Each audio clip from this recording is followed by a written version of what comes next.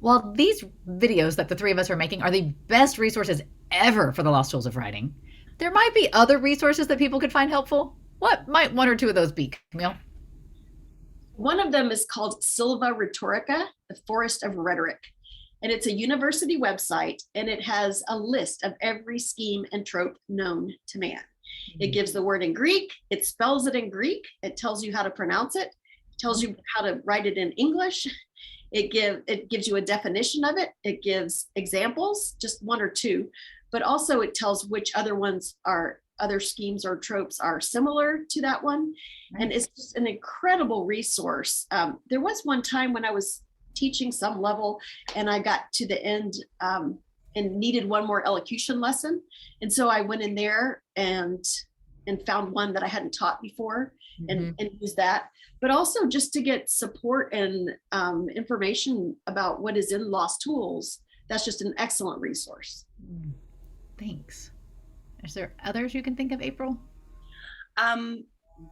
Most commonly, if I have a question, I'm going to go to the Facebook page, Lost Tools of Writing Facebook group, and search. You can find a lot of information, not only by posting a question, but sometimes the questions have been answered even multiple times. So I can search for answers and see teachers' responses. And I do the same for the IEO group as well. It just depends. The difference in those is really speed to me. Yes, which one you can get to the quickest. Yeah. And the IEO group has a lot of files, right, where teachers have shared their lessons, they've shared examples. Yep. So you can get that in the IEO group, so I don't think you can get in the Facebook group. I don't know the answer to that question. Yeah, right. You and I are great at Facebook. I would like to know how to do a search on Facebook. Let's see. If I am a clicker, I just click around to figure things out. So, if you're accepted into the group, I feel like it's somewhere in the right hand corner. There's a place to search the specific group. Okay. You're like for a magnifying glass within the group. Yeah. Look on the page, the home page. Okay. I've never seen that. And you might actually have to do that on your computer and not your phone. Yes. Oh. Yeah. Okay. Thank you.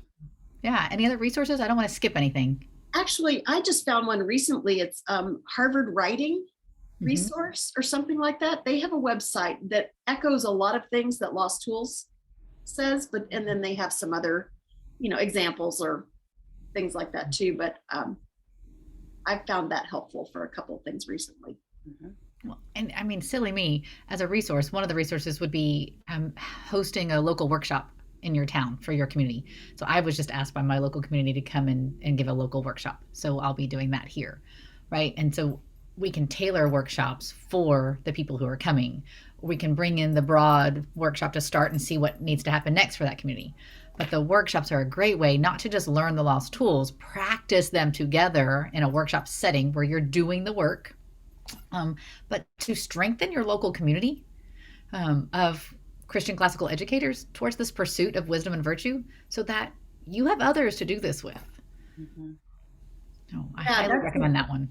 That's probably the best resource of all, because you have somebody there who knows Lost Tools and lets you play with it together. So if you want to learn how to ride a horse, they can bring the horse and put you on it, and you can be in the saddle and see what that's like. And because you can't learn something like that. You can't learn a skill without doing it. Right. So the workshops are really great. I've had people at the end of the day say, "Oh, now I'm not afraid to watch the videos now." Or just the layer of doing the workshop and practicing together, it gives you the layer to add all those videos on top of, because now the terminology has a place to go, and each different kind of lesson, invention, arrangement, elocution, has a place to go. Yes, that makes a big difference. And students and parents can attend together. Right. I've had workshops with, parents are bringing their students as well. And it's helpful for the student, but it's also helpful for the parent to watch the student practice those and learn those tools that they probably have been working with but haven't fully understood yet. I've received great feedback from the workshops as far as those that attend gaining a much better understanding, and it becomes less intimidating you know, because the Yes. Lost Tools does use words you may not have heard before. And you don't know what they mean or how to apply them or how to work through them. It just demystifies things, you know? Yes. And when a parent and student do that together, then they have the common language to take it home and talk about it more and to learn to build on that. And Yeah, we do have a online, you can get a workshop at home and buy all the videos of a workshop at home. I've attended many workshops where Camille led them. I've led many workshops. And so I'm partial to the in-person things as we're all on Zoom right now. It's still my preference. But still, that gives you a situation where you can think together with other people.